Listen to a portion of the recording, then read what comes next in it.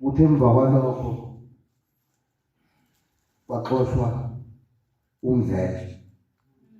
Umdletshe akasebenzi ofisini kaPrime, usebenza ofisini lami.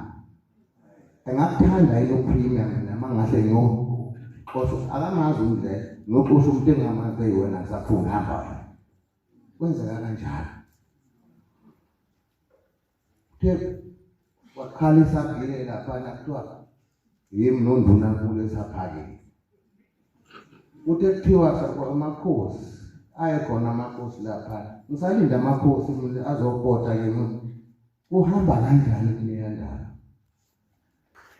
Ubuhlungu-ke ngalesilo ukuthi songena okhethweni. Zingakhulunyiwe lezi ndaba. Ukuvulwa kwendlu yamakhosi. Amakhosi izothe yini isenzeni akuvuliwe la.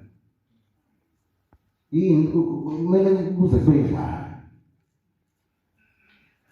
Abakhohlwe asafani nalozulu omdala lokuphiphiza ngile.